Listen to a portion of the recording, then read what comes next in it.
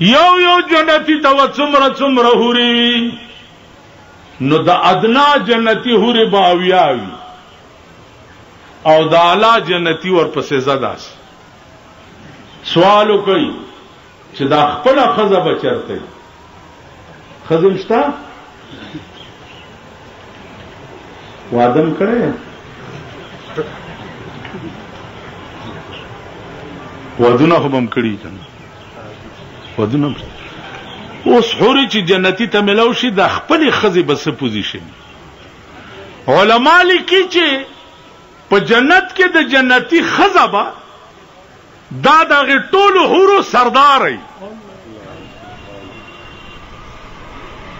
دا به د ټولو حورو سرداري بل سوالو کوي خدای مخار نه کړي دماغ کولاو کوي سړی توپ زده کوي په غضب اخته یې ټول ورځ او شپه د کارغان غوندي ها کو سوالو کوي چې یو خزي دو درې مړونه کړي دا به په جنت کې چا سره دا به چا سره خزي چې دو درې مړونه کړي دا به په جنت کې هغه میړه سره چې د چا په نکاح کې مړی کاروم باندې میړه ورپسې خپای اړم باندې میړه نه به په جنت کې خدای پاک دا هیر کی تاسو خیال را نو عزیزانو عرض می داو خبره می درته یو مزیدار کوله چې چراټ کیا پادرینو دا می کوله کړ پادری به چې سپی چوکو نو بیا با خپل کمرې تراغه چا مې بس کلی نو ما بم ورسره پما بم چا اوس کړ پادری په ما سوال کوي چې شیخ سادی صاحب څنګه سړیو مال ډېر لوی سړیو ډېر لوی ویلوی عالم او مال ډېر لوی عالم وی چې کاغه یو غلطه خبره کړي بیا مال خیال خو مې ناراضي ویلو ګوره د پیغمبر حدیث ته هغه پادری ماته وي د پیغمبر حدیث ته پادریانو تم حدیثونه یاد پادریانو سواد صاحب ډېر لوی ولی تیر شوی د سیدو شریف سواد صاحب چې دا ډېر لوی ولی پلار روان مریدان ور سره تاسو دغه کنا بزرگان یو پیران او بزرگان او دغه مریدان ور سره دین یو هندو لګیا دي نیمه شپه ده رام رام رام رام ستوائی گرو کیے سات نام رام رام رام ستوائی گرو کیے سات نام دا د هندوانو وظیفه ده سواد سے ورته ودرې ده هندو لګیا دے رام رام رام رام ستوائی گرو کیے سات نام نو سواد سے بھی شعر وویل چې خال میں د کونډې په مخ اولید امریدان کو خال میں د کونډې په مخ اولید پیغله د خواري شي چې ډېر نګدي خالونه کونډه خزا کونډه پیژنې څه ته وایي چې میړې مړی کونډه خزي په تندې می خالو لید نو جنکای د خدای خواري کې چې ډېر خالونه نه دي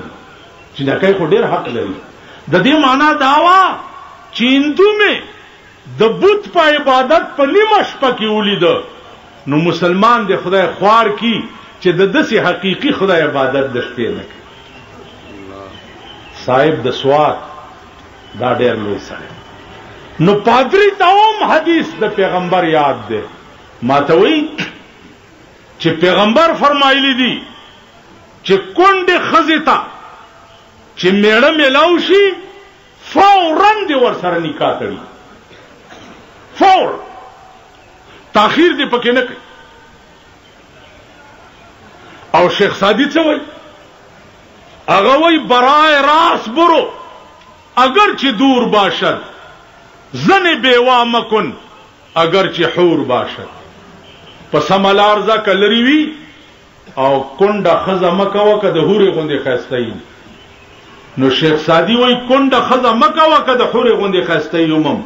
او پیغمبر وایي چې کونډې ته میړه میلو شي فوراً دې ورسره نکاح تړي نو د شیخ سعدي دا قول د پیغمبر د حدیث نه خلاف نه ده دا پادری په ما سوال کوي پادری کوي استاسو دوا وا ما ډېره خواري کړې ما اوږې تېرې کړې دي ما نهرې تېرې کړې دي ما سبقونه په سړې روټۍ ویلي دي ما سبقونه په ټکېدلي مرچکي سره روټۍ خوړلو باندې ویلي دي ما 19 کاله مدرسي او درس کړی دی ما ډېره خواري کړې ستاسو دوا وا مال پادری صاحب د هرې ژبې په ګرامر کې واحد شی دا دی چې شعر خرابېږي نو هلته به د ګرامر لحاظ نه ساتي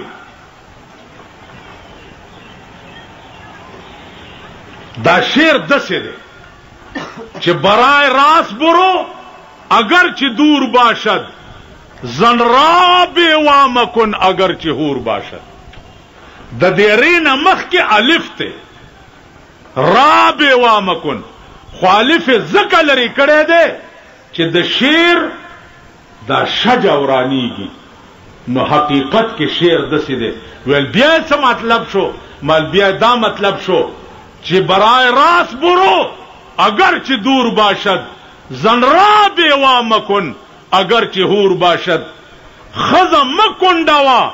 که د حورې غوندې ښایسته یم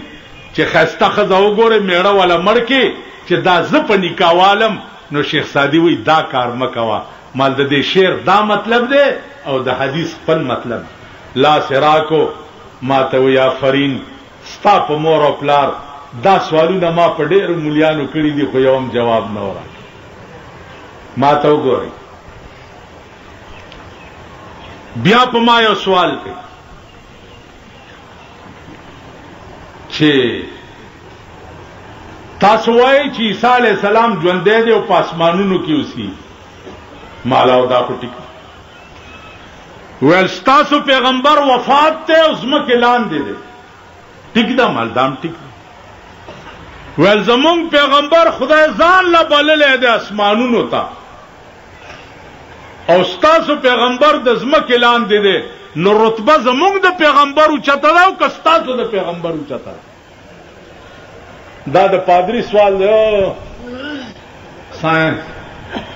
دغه کې پنجاب کې چې دی خلکو د ساين وایي سایانو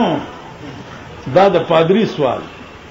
چې رتبه د عیسی اوچته ده او که رتبه ستا د پیغمبر اوچته مال پادری صاحب هم دا سوال یو پادری په شاه ولی الله محدث دهلوی رحمت الله علیه کړی نو شاه ولی الله ورته څه وایي وای کسے بگفت کہ عیسیٰ ز مصطفیٰ اعلیست کسے بگفت کہ عیسیٰ ز مصطفیٰ اعلیست حباب بر سر آبست گوہر تے دریا شاہ ولی اللہ تے او پادری سے بڑبوکائی پی جانی باران ډنډ کې چې باران ساس کی را پریوزی وغا جاوید استه وای بلبلیا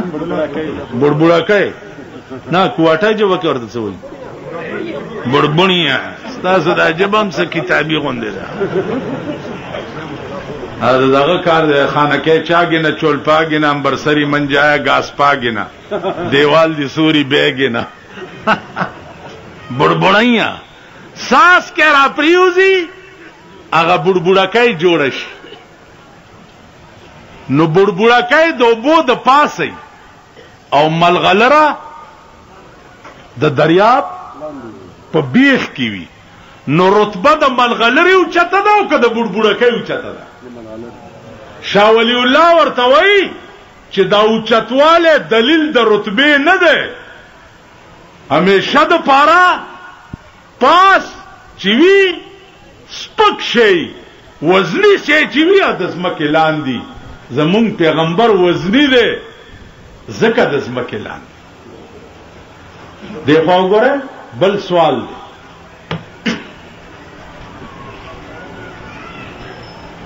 دا درته ځکه وایم چې جلسو مرسو ترازه چټ لیکي سوال دماغ کې جوړاوای او چټ ورکا دا سوال جواب اوس زستړم ډېر ایمان څه ته وایي تصدیق ما جاء به النبي ټول وایي تصدیق ما جاء به النبي پیغمبر چې کوم شي دا الله نه راوړی دی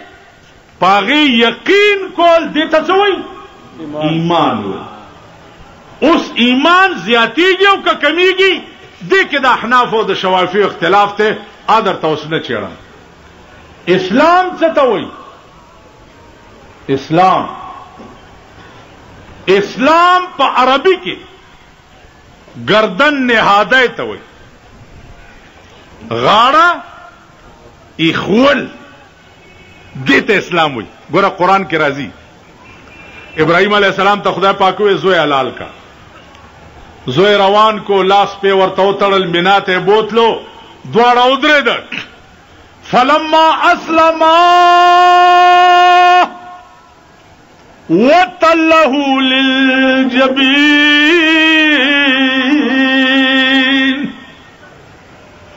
فلما اسلما وتله للجبين اسلما د تسنیه صيغه ده اور کله چې پلار او زوی دواړه دا الله حکم ته گردن نهاد شو څه شو فلما اسلما وتله للجبين نو اسلام معنا دا الله حکم ته غاړه خول دیته اسلام وای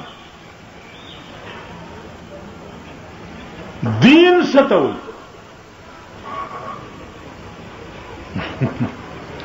ایمان مانا تصدیق ما جاء به النبی اسلام مانا گردن خول دا الله حکم تا دین ستوي مذهب ستوي دا تپوس پردم درتا چې چرته واوري بیا علماو نه تپوسو کوي او د قبر سوال جواب په کومه جبه کې کیږي دا بم علماو نه تپوس کوي خدا بازي مليان به ما پسې کنزل کوي چې دا څه په غم واړو ما چرته یو تقریر کې ویلو چې ابراهيم عليه السلام چا ګډ حلال کو هغه چاو خړی هغه غم چې ا کیسټ لندن ته تللی دی عرب ملغوخه چاو خوړې لا کوړی مفتی فرید صاحب خدای دې خلری غلوی سړی دی چا دې خلکو ډېر تنگ کړي دی ورته لا غوخه بجلیګر مولا خوړې د نبی خدا داس په غم زاړولې غوخه چاو خوړې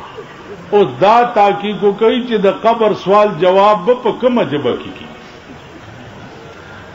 استاد ابو مولا چې عربي کې کیږي کنه من ربک عربی کې نه دی راغلی ټکي دی خو ګورئ من ربک ټکي چې دې دا معنا نه چې هو به دا الفاظ په قبر کې ویل کېږي من ربک ما دینک دا پیغمبر چونکه عربی النسل او عربی اللسان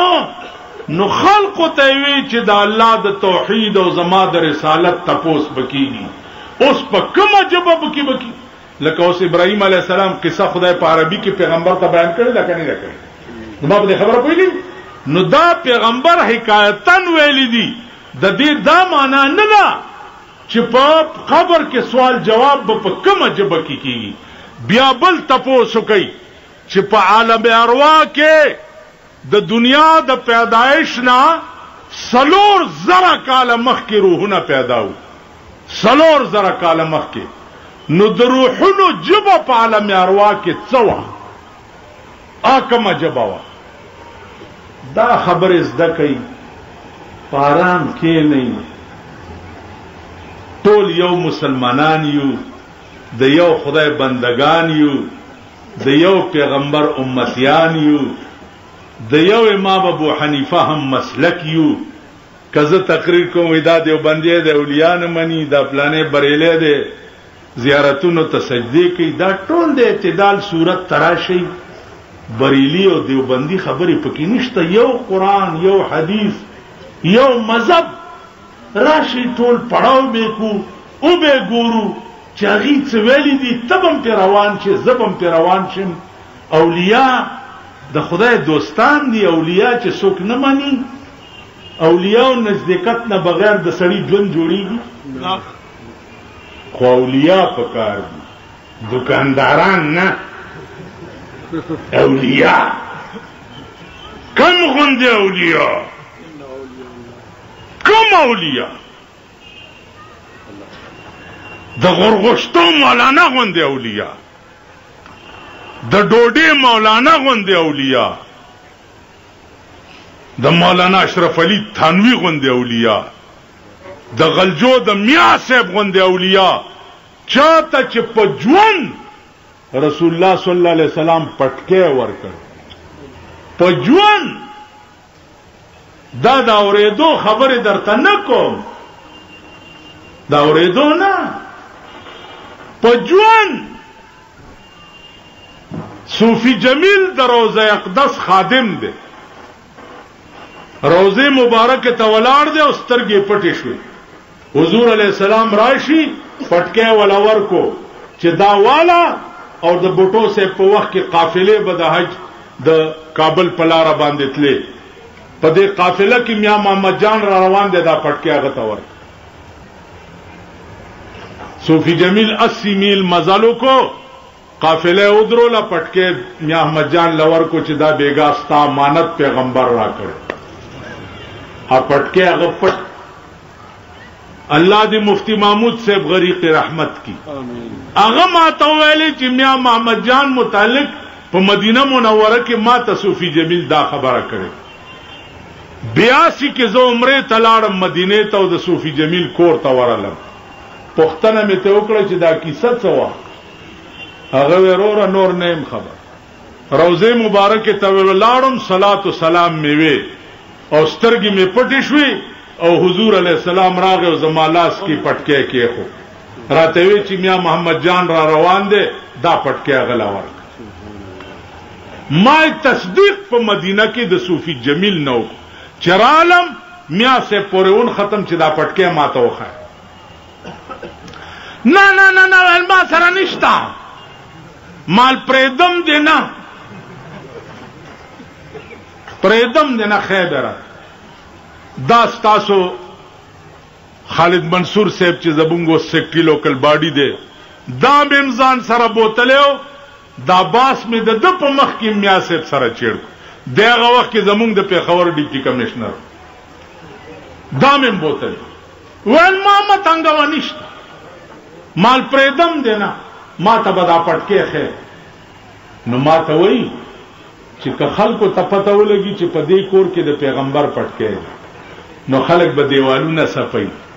سجده به ورته لګي زما کور به د بدعت اډه جوړه کی خدای ته وګوره ترې مې د پاره لا اله الا الله محمد رسول الله پاودس کې د شپې په خوب کې راغې میا صاحب او پټکه ور سره ده ما ته خو د دا پټکه دی وی ګوره خو تنګوا مې ما دا پټکه چې د شپې مې دا خوب ولیدو سار ور پسې لاړم مې جی ما خو په خوب کې نو ویلي چې ماته وخایا ماته په وی خو د وفات نرستو کفن کې مې چې مخو کته هغه پټکه چې کومه د شپې ماته خوب کې خودلو آیا د مړای نه تاو مونږ خود دې اعتقاد خلک زمونږ اولیاء او بزرګان او علما او ته پیغمبر په ژوند پټکی ور کړی دي. نو عزیزانو اخلاق پیدا کړي، سړیتوب پیدا کړي، شرافت پیدا کړي، پیغمبري اخلاق ځان کې پیدا کړي، لار شان شوکت. دا تبلیغی جماعت والا ولی خلق دی؟ ولی دا ځکه خلق دي چې په تبلیغی جماعت کې ورننه وځي د سړی خبرې، هولیا، رفتار، شان شوکت دا د یو مسلمان شي. دا څه ده کنه ده؟ زما تبلیغی جماعت سره چې لوی محبت ته اپ دې ټکی ده چې په دې ډله کې د سړی شان شوکت د یو مسلمان شي. دا د مولانا الیاس رحمت الله علیه ډله ده. مولانا الیاس هغه سړی چې دې چالي دلو نو هغه مالی دلو. 163 سال عمر کې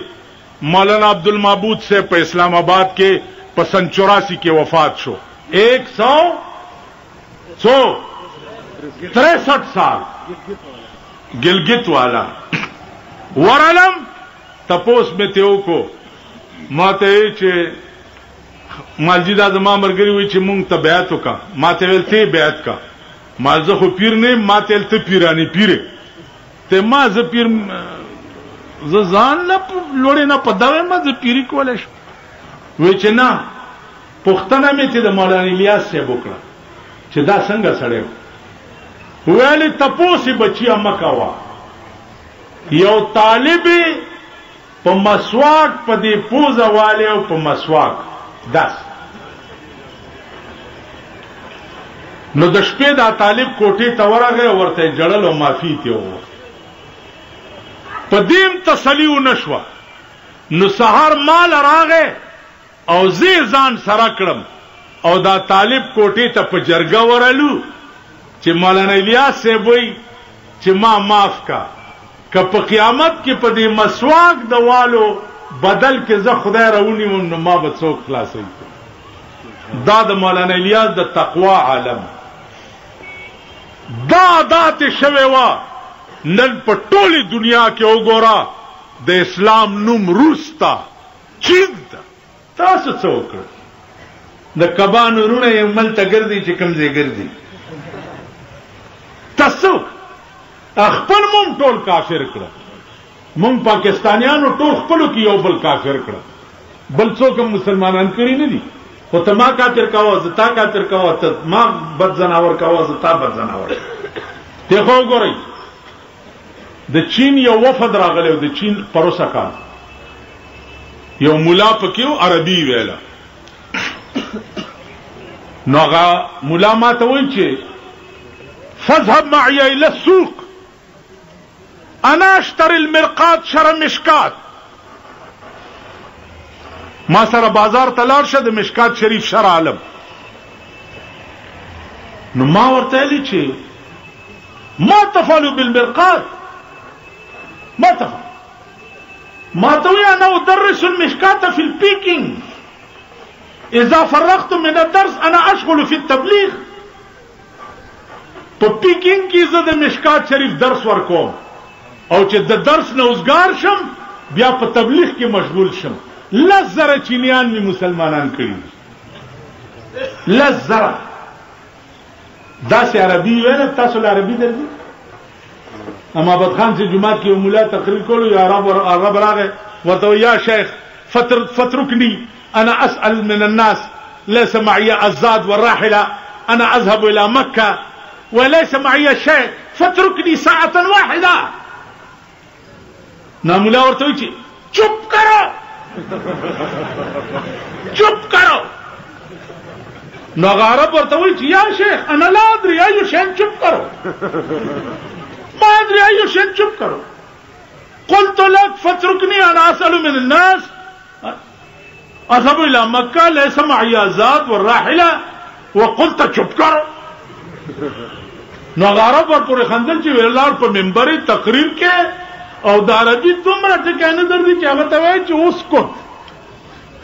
نو ورته چپ کرو. نو تاسو کې دا ډېر ډېر خسکی چرګان چې ټوپونه وایي کنه، ته پوه شئ داسې یو سړی ولا راولي او د سره یو څلور خبرې خو عربي کې نو په آرام کښېنئ ماما د خسکي چرګانو غوندې ټوپونه مه وهئ بانګونه مه وهئ نه دین درځي نه مذهب درځي نه اسلام درځي نه پې پوهېږئ خو د شنو چایو خلق یې او د تورو چایو خلق یې چا چې در باندې شنې چای شپې وڅکلې هغه پسې چغې وهي چې چا پې تورې وڅکلې هغه پسې چغې وهي چې چا در باندې روټۍ خوړه واه واه زور راغی پیغمبري سنت څه دي زور نو لاس کې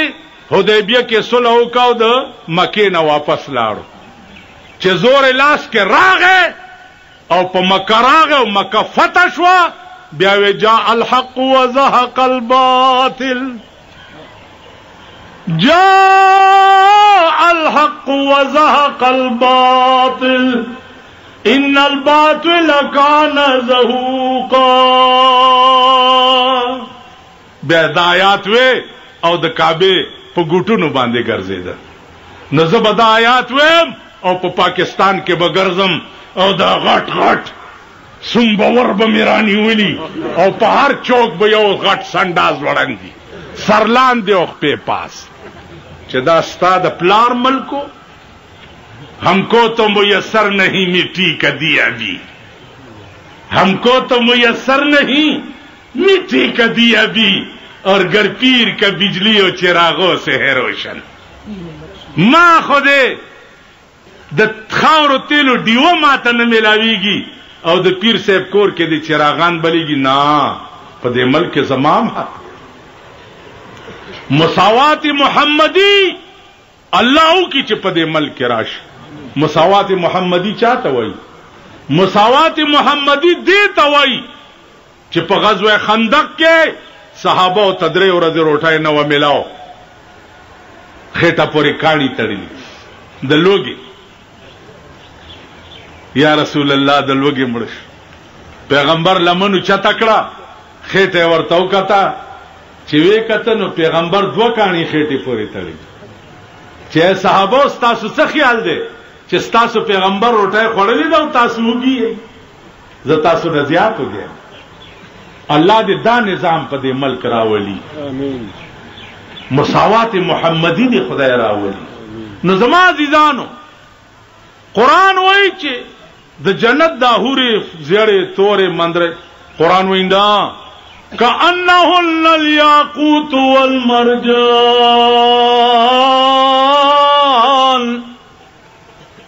د جنت حوربا پرنګ او په صفای کې د یاقوت او د مرجان په شانی تاسو خیال راکړئ دومره خسته وي یو جنتی ته څومره حوري نو د ادنا جنتی حوري باویاوي